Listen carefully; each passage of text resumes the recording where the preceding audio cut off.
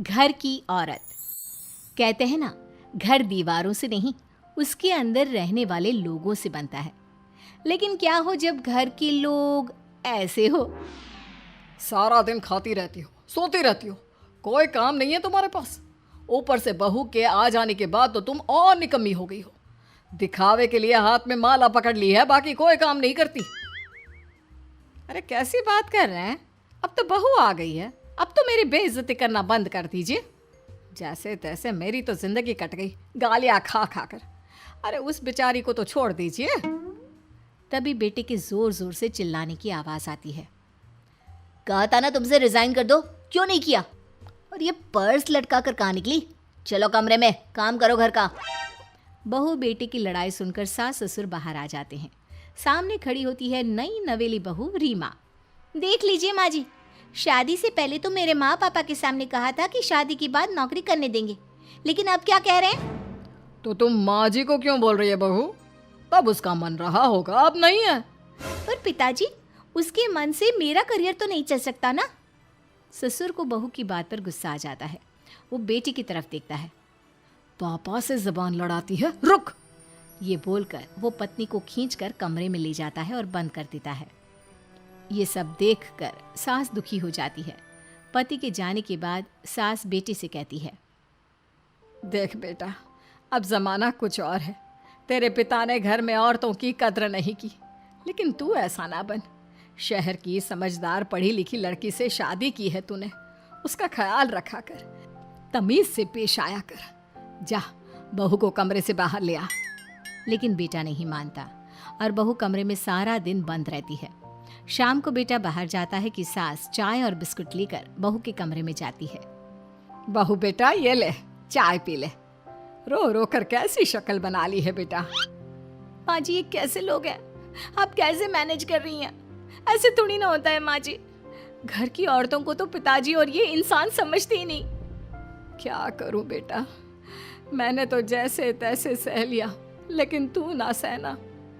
दोनों बात कर ही रहे थे कि ससुर आ जाते हैं। अच्छा, तो अब बहू को भड़का रही हो? बहुत दिन हो गए मार खाए, अब क्या बहू के सामने खाओगे? जाओ यहाँ से, और जरूरत नहीं है ज्यादा इस लड़की को सर पर चढ़ाने की, समझी? बहू को ससुर की बात पर गुस्सा आ जाता है, लेकिन वो कुछ नहीं कहती। आए दिन बहू देखती है कि कैसे उसकी सास और उसके साथ उसका ससुर और पति गंदा व्यवहार करते हैं। फिर एक दिन, ये क्या बनाया है? खाना बनाना नहीं आता क्या? ये बोलकर वो खाने की भरी सारी थाली फेंक देता है। अरे बेटा कोई बात नहीं, शांत हो जा, मैं अभी बाहर से कुछ मंगवा देता हूँ। हाँ पापा, ऑर्डर करिए। ऐसे खाने से तो पेट भरने से रहा। वैसे खाना तुमको बनाना आता नहीं और बाहर जाकर नौकरी करना चाहती हो। अरे तुम जैसे को तो पूछते भी नहीं है बाहर। बहू को पति की बात पर गुस्सा आता है, तभी सास बोल पड़ती है। तेरे से ज्यादा पढ़ी लिखी है, वो तो तूने इसे कहा था कि तू नौकरी करने देगा तो तुझसे शादी कर ली, वरना ना ही करवाते इसके माँ बाप तुझसे शादी इसकी। और कमाती भी ये तेरे जितना ही है बेटा।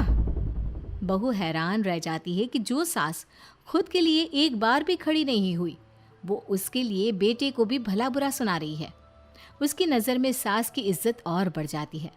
वो सास को देखकर ये सब सोच ही रही थी कि उसके कान में एक जोर से चांटे की आवाज़ आती है। किसको किसको मार पड़ी?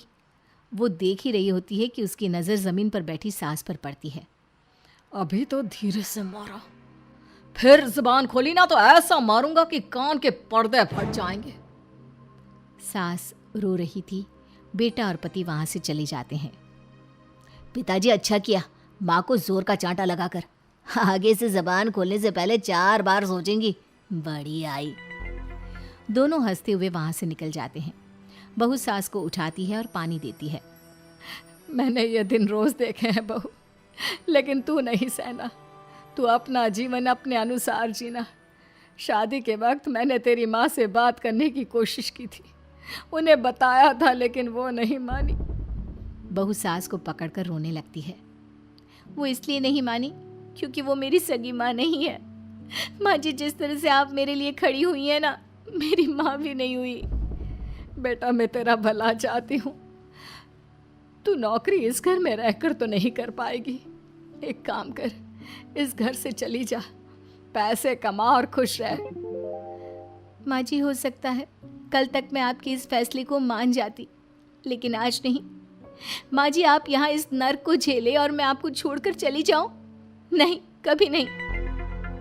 अगले रोज, सुनिए, वो क्या है ना, मुझे कुछ कपड़े और गहनों की ज़रूरत है, तो ज़रा पैसे दीजिए ना।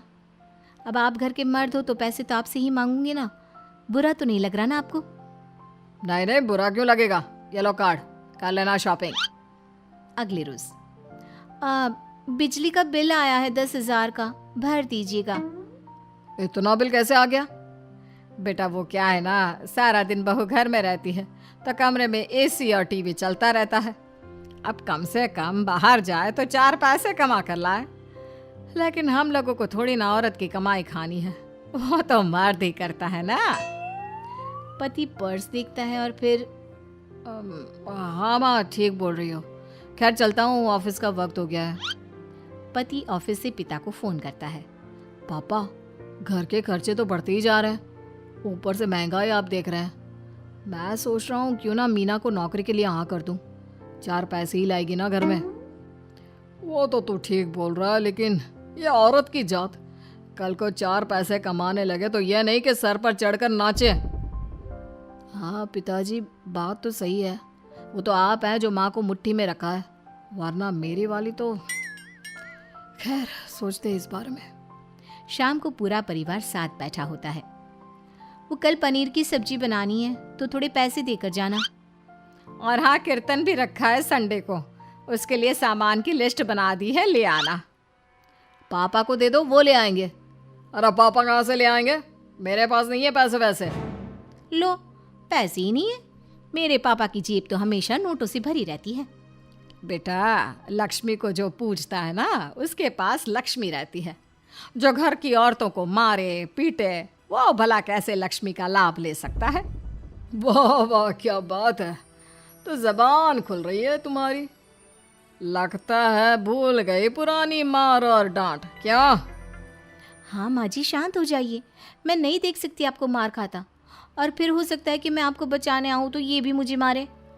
ठीक है बहू, मैं कुछ नहीं कहती, तू ये लिस्ट बस दे दे, मैं चलिए आराम करने। फिर अगले रोज, सुनिए जी, वो मायके जाना है, वो क्या है ना, शादी के बाद से गई नहीं, तो ट्रेन की टिकट बुक करवा देना। तो मैं भी तो साथ जाऊंगा ना तुम्हारे। तो ठीक है, फिर फ्लाइट की ही टिकट करवा दीजिए। वो क्या है ना, अच्छा थोड़ी ना लगता है, आप पहली बार मेरे साथ जा रहे हो और हम ट्रेन से चले, ठीक है ना? पति ऑफिस जाता है, जहाँ उसका दोस्त कहता है, अरे क्या हो गया यार, परेशान सा दिख रहा है, तेरी तो नई नई शादी हुई है, भाभी परेशान कर रही है क्या? अरे नहीं यार, तू तो जानता है थोड़ी सी कमाई में घर चलाना मुश्किल हो रहा है, तू कैसे मैनेज करता है यार? कैसे क्या यार, तू जानता है ना मेरी बीवी रिया को, वो टीचर है, फिर घर में ट्यूशन करती है, साथ में बच्चे भी पढ़ लेते हैं। यार, घर नाम की गाड़ी दोनों पहियों के साथ चलने से ही चलती है, वो भी कमाती है और मैं भी, और चल रहा है घर बस। पति को दोस्त की बात समझ में आती है, लेकिन पिता का ज्ञान कैसे भूल सकता था? भाई, कल को सर पर चढ़कर नाचने लगी तो। शाम को घर आता है, जहाँ उसकी बुआ और उसका बेटा बैठे होते हैं। अरे आ गया लल्ला, कैसा थका थका सा लग रहा है, सब ठीक है ना? नमस्ते बुआ, कैसे आना हुआ? कैसा है रमेश? भाई को तो भाई की याद ही नहीं आती। अरे नहीं नहीं भैया, याद नहीं आती तो यहाँ कैसे आता, ये लीजिए मेरी शादी का कार्ड, जरूर आना। पति कार्ड खोलता है। डॉक्टर रश्मि, अरे वाह, तेरी होने वाली बीवी डॉक्टर है। और क्या भैया, आपकी बीवी इंजीनियर तो मेरी डॉक्टर। तभी वहाँ सास आ जाती है। अरे जब घर में ही बिठाना है बेचारी को, तो काहे का इंजीनियर है, तो काम वाली ही, घर का काम करती है और आराम। इतनी पढ़ी लिखी लड़की को घर पर क्यों बिठा रखा है? अरे बहू कहीं झोला छाप डिग्री तो नहीं लेकर आई है? पत्नी की बुराई सुनकर पति को गुस्सा आता है। नहीं बुआ, यूनिवर्सिटी टॉपर है मेरी मीना, और हाँ, बड़ी कंपनी में काम भी करती है। बस शादी के बाद कुछ महीनों की छुट्टी ली थी, अगले हफ्ते से ऑफिस शुरू हो जाएगा। क्यों मीना? तभी ससुर आ जाते हैं। हाँ, लेकिन फिर घर का काम कैसे होगा? और पैसे कमाने लगेगी तो सर पर। पिता की बात पूरी नहीं हुई कि बेटा, सर पर चढ़ने का हक है उसका पापा। पत्नी है वो मेरी, यानी मेरे घर की रानी। और रानियां तो सर का ताज होती है। क्यों मीना? मीना पति की बात सुनकर शर्मा जाती है। वाह बेटा, तू सही समय में समझ गया कि औरतों की इज्जत करने वाले घर में शांति और लक्ष्मी का वास होता है।